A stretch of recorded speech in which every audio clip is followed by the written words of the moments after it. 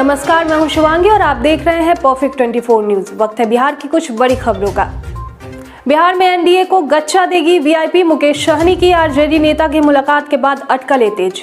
उत्तर प्रदेश विधानसभा चुनाव में सत्तारूढ़ भारतीय जनता पार्टी से सीटों के तालमेल नहीं होने से नाराज बिहार की राष्ट्रीय जनतांत्रिक गठबंधन सरकार में शामिल विकासशील इंसान पार्टी यानी वीआईपी के प्रमुख से मुख्य विपक्षी राष्ट्रीय जनता दल के प्रवक्ता ने आज मुलाकात कर अचानक राजनीतिक तापमान बढ़ा दी है। राजद प्रवक्ता मृत्युंजय तिवारी बुधवार को रात अचानक वीआईपी प्रमुख और बिहार के मत्स्य व पशुपालन मंत्री मुकेश सहनी के यहां सरकारी आवास पर मिलने पहुंचे।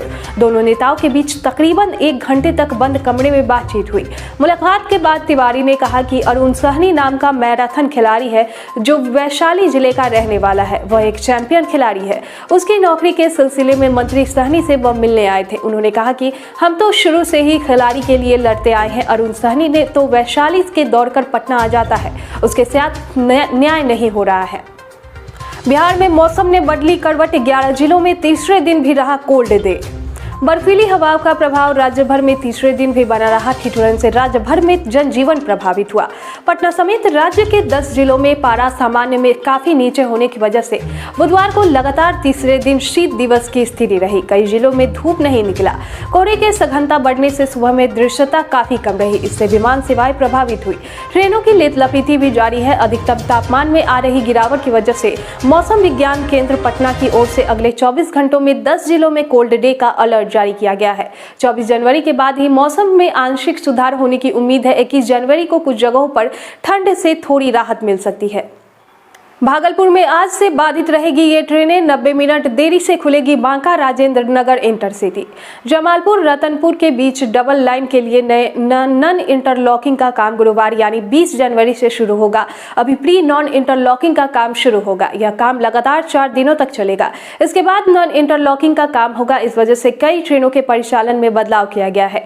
पूर्व रेलवे के सीपीआरओ एकलव्य चक्रवर्ती ने बताया कि 20 से 23 जनवरी तक ट्रेनों के रेगुलेशन का शेड्यूल जारी किया गया है। 20 जनवरी से 4 घंटे का पावर ब्लॉक धरहरा से बरियारपुर के बीच अप और डाउन लाइन पर रहेगा। इसके अलावा जमालपुर मुंगेर रेलखंड पर भी पावर ब्लॉक रहेगा। जदयू ने बीजेपी को दिखाए तेवर। ललन सिंह बोले पार्टी यूपी में गठबंधन पर फैसला करे वरना जारी कर देंगे लिस्ट। उत्तर प्रदेश विधानसभा चुनाव को लेकर वहां की 51 सीटों और उनके उम्मीदवारों की सूची जदयू ने तैयार कर ली है। अगर शीघ्र भाजपा के साथ गठबंधन पर निर्णय नहीं होता है तो जदयू इस सूची को जारी कर देगा। उत्तर प्रदेश चुनाव के लिए उम्मीदवारों की सूची को जदयू राष्ट्रीय अध्यक्ष ललन सिंह ने स्वीकृत कर वहां के प्रदेश अध्यक्ष अनूप पटेल को अधिकृत कर दिया है। उन्होंने कहा है कि वो 1 से 2 दिनों के इंतजार के बाद इसे जारी कर सकते हैं।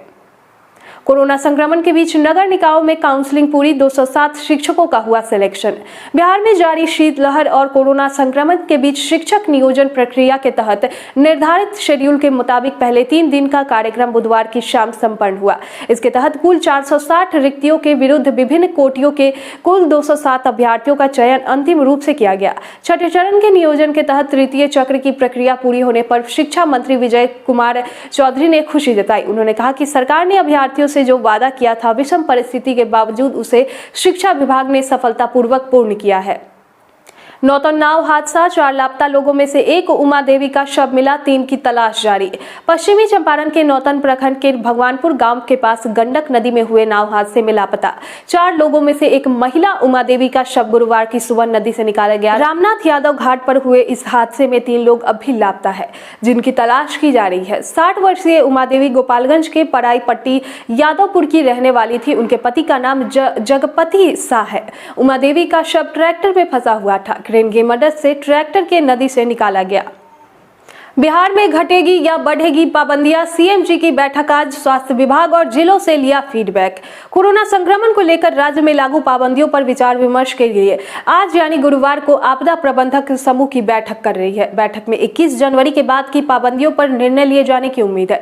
इसको लेकर स्वास्थ्य विभाग और जिलों से निरंतर फीडबैक ली जा रही है। पाबंदियों पर जारी वर्तमान आदेश 21 जनवरी तक के लिए लागू है। इधर बुधवार को भी मुख्य सचिव आमिर सुबहानी की अध्यक्षता में सीएमजी की बैठक हुई जिससे राज्य के संक्रमण की स्थिति की समीक्षा की गई। हालांकि इस बैठक में पाबंदियों पर कोई नया निर्णय नहीं लिया गया है।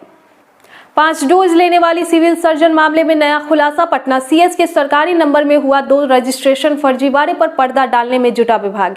2 रजिस्ट्रेशन पर वैक्सीन की 5 डोज ने फिर चौंकाने वाला खुलासा हुआ है। दोनों ही रजिस्ट्रेशन के लिए सिविल सर्जन के सरकारी मोबाइल नंबर का इस्तेमाल किया गया है। पड़ताल हुए खुलासे के बाद अब यह साफ हो गया है कि दोनों ही रजिस्ट्रेशन सिविल सर्जन की जानकारी में किया गया है, क्योंकि रजिस्ट्रेशन से लेकर वैक्सीनेशन तक की हर जानकारी संबंधित मोबाइल नंबर पर एसएमएस से दी जाती है। इस मामले में भी सिविल सर्जन को 5 डोज की जानकारी मोबाइल पर मिली है। अब सवाल यह है कि अगर सिविल सर्जन के कार्यालय से ऐसा हुआ तो क्यों नहीं उन्होंने इसका संज्ञान लिया। 2 अलग अलग पहचान पत्र से 2 रजिस्ट्रेशन पर 5 डोज में विभाग की चुप्पी सिस्टम पर सवाल कर रही है। आईएनएस रणवीर धमाका में सारण के अरविंद शहीद 19 साल से भारतीय नौसेना में थे कार्यरत। पंचायत चुनाव में वोट डालने पिछले महीने आए थे गांव। मुंबई में भारतीय नौसेना के डॉकयार्ड पर युद्धपोत आईएनएस रणवीर पर हुए धमाके में छपरा के होनहार शहीद हो गए। शहीद होने वाले जवान का नाम मढ़ौरा के सिंसवा गांव के रहने वाले 38 वर्षीय अरविंद कुमार सिंह है। शहादत की खबर गांव पहुंचते ही मातम छा गया। बिहार में कोरोना वायरस से संक्रमित 11 लोगों की मौत, 463 नए मामले दर्ज। बिहार में बुधवार को समाप्त 24 घंटों के दौरान कोरोना वायरस की संक्रमित 11 मरीजों की मौत हो गई है और संक्रमण से 4063 नए मामले सामने आए।